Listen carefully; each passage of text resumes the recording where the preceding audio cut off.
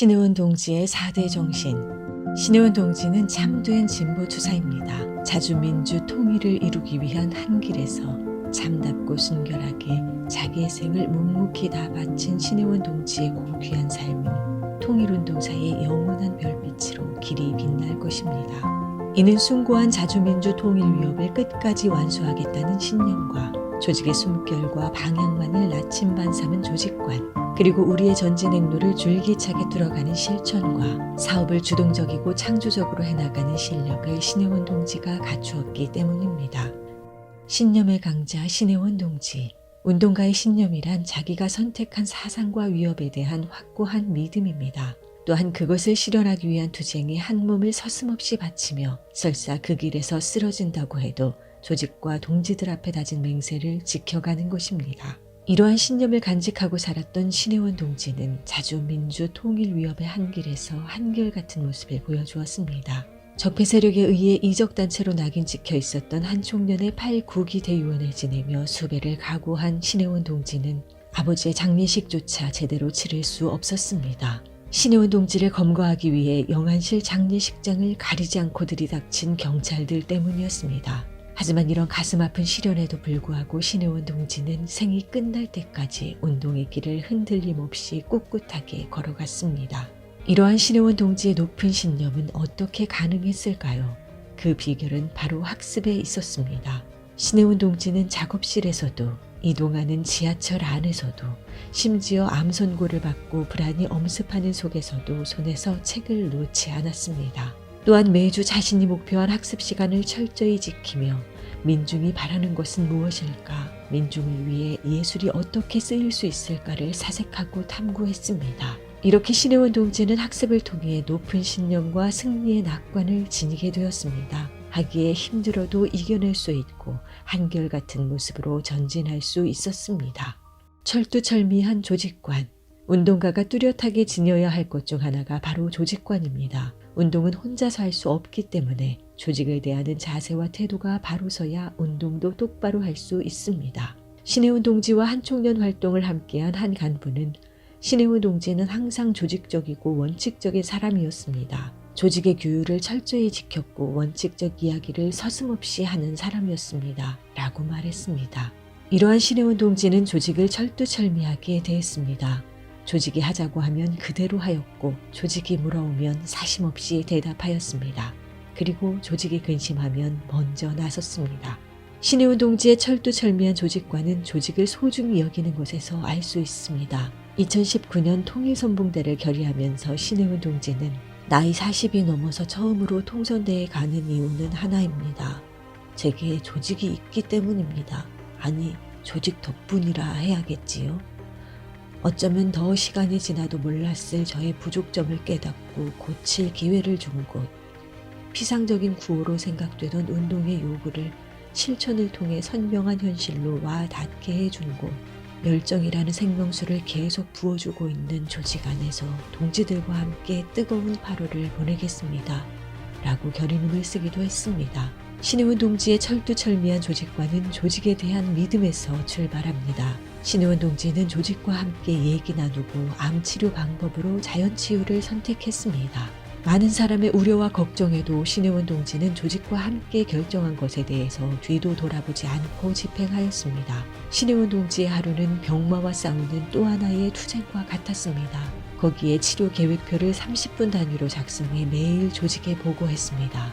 병마와의 싸움에서도 신혜원 동지는 조직이 하자고 하면 그대로 해냈던 것입니다. 신혜원 동지의 철두철미한 조직관은 작품에서 더욱 빛나게 발현되었습니다. 신혜원 동지는 조직이 제기하는 작업을 항상 우선에 두고 최선을 다했으며 조직이 맡겨준 작품을 창작할 때면 조직과 동지들이 바라는 대로 완벽하게 해내려고 했습니다. 수정을 주저하지 않았고 밤새기를 기꺼워했습니다. 작업으로 며칠 밤을 새우고도 조직과 동지들이 요구하는 새 작업을 위해 다시 작업실로 발길을 돌리는 사람이었으며 그것을 보람으로 여기는 사람이 바로 신혜원 동지였습니다. 왕성한 실천가. 운동가가 하는 실천의 본질은 복무와 헌신입니다. 민중과 함께 민중을 위해 일하는 것, 그것이 바로 실천입니다. 신혜원 동지의 왕성한 실천력은 민중 사랑의 표현이었고 민중 헌신의 모습 그대로였습니다.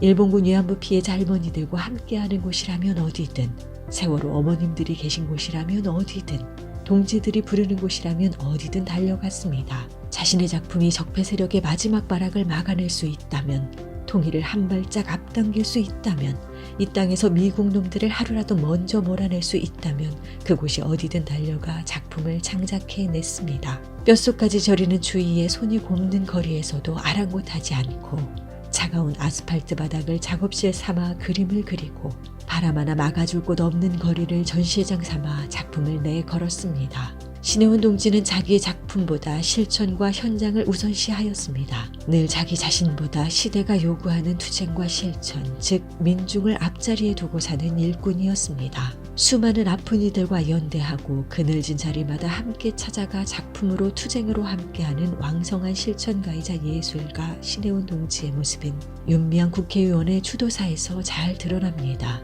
그대는 묵묵히 세상을 바꾸는 조용한 혁명가로 일본군 위안부 피해자들의 버시기도 했다. 할머님들의 삶과 뜻을 작품으로 널리 알렸고 할머님들의 미술 치료 선생님이 되어 기로녹 할머니, 김복동 할머니의 곁에서 오랜 시간 머물렀다.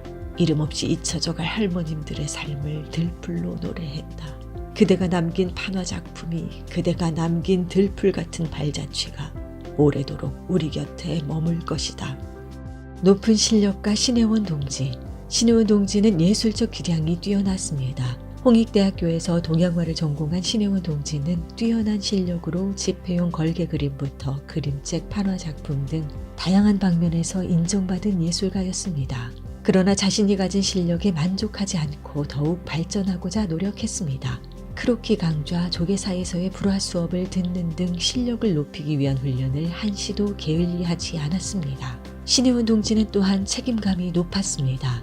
전쟁과 여성인권 박물관 벽화 작업을 할 때 매일 아침 남들보다 일찍 나와 조용히 작업 준비를 했습니다. 또한 젊은 미술운동 동지들과 새로 꾸린 창작집단 베란다 항해에서 수많은 거리 전시, 기획 전시를 준비 진행할 때에도 단 하루도 빠짐없이 꼼꼼히 준비를 도맡아 했습니다. 신혜원 동지의 높은 책임감과 실력은 개성 있는 화풍을 담은 훌륭한 작품을 창작한 원동력으로 되었습니다. 동양화를 자신만의 색감으로 변형시켜 현대적으로 오마주한 반미 풍속화, 베란다 항해에서 진행한 한미일 삼각동맹 풍자전시 마름전, 제주 4.3 전시 이제사 고람수다 등 신혜원 동지의 작품이 대중들에게 좋은 평가를 들을 수 있었던 것은 평소 동지가 끊임없이 자신의 실력을 갈고 닦아왔기 때문입니다. 어찌 보면 신혜원 동지의 진짜 실력은 멈추지 않는 노력이었는지 모릅니다. 신혜원 동지의 4대 정신을 이어나가자. 진정 참 운동가이자 예술가로 한 생을 오롯이 민중을 위하여 헌신하고 조직과 동지들을 믿고 따르는 길에 다 바쳤던 신혜원 동지의 모습이 사무치게 그리워집니다. 투철한 신념과 조직관, 왕성한 실천과 높은 실력으로 한 생을 조국에 바쳤던 신혜원 동지의 뜻을 이어 자주 민주 통일의 길을 힘차게 걸어갑시다.